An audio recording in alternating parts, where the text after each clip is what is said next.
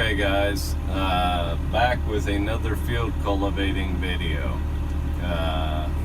Told you we were done, but apparently we're not done because the weather is playing with us. So this year, as opposed to last year when we were record dry, we're back into our typical cool and wet weather pattern.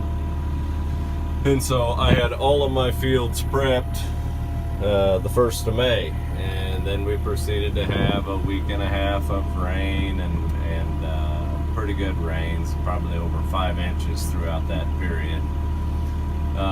Yesterday we hit close to 90, today we hit close to 90, but then they're saying that next week the temperature is going to drop off again and we're going to get another 4 to 10 inches of rain. And so I am out here doing today what I derisively call recreational tillage.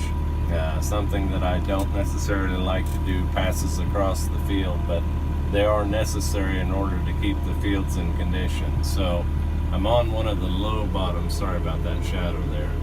I'm on one of my lowest bottoms, and it has a pretty good weed profile. They're a little bit hard to see out there, but the foxtails and the velvet leaf and the cocoa burr are coming.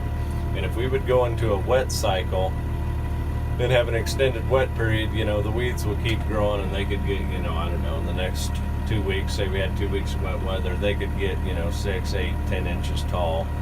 And if they do that, they get harder to kill, and then it's harder to prep your seed bed with the one pass that I like to do right before I plant. And so what we are doing out here today, the field is still plenty wet. You can see how black it is.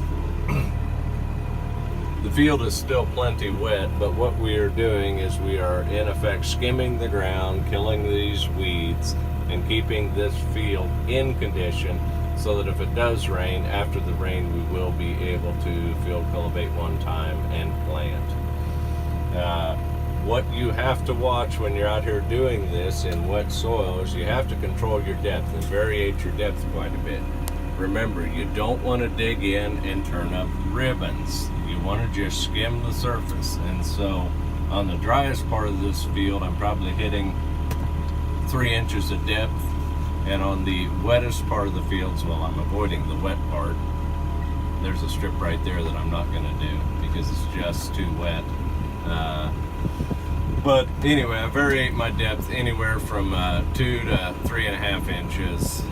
In the very wettest spots that I'm trying to get, you know, I may be as shallow as 1.5 inches, but just barely skim. What you don't want to do this time of year is turn up a clod.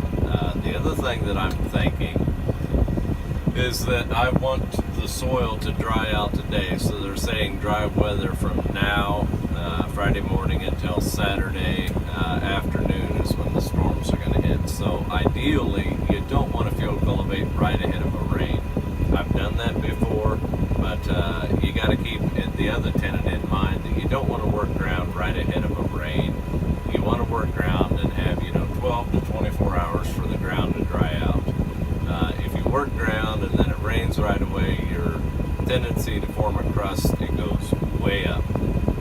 And so I am going to work ground probably until 1 or 2 o'clock this afternoon, hitting these high spots. The interesting thing about the low bottom is you can see the weed profile is a lot denser on the quote-unquote higher, drier ground.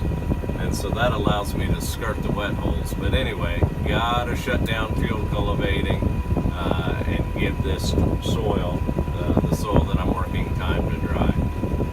So thanks guys. You probably don't need to see the thing running. I've showed you a running field cultivator often enough. Anyway, beautiful May day. Off in the distance there's the cows in the pasture. With all this rain, the pastures sure are doing good. So thanks guys.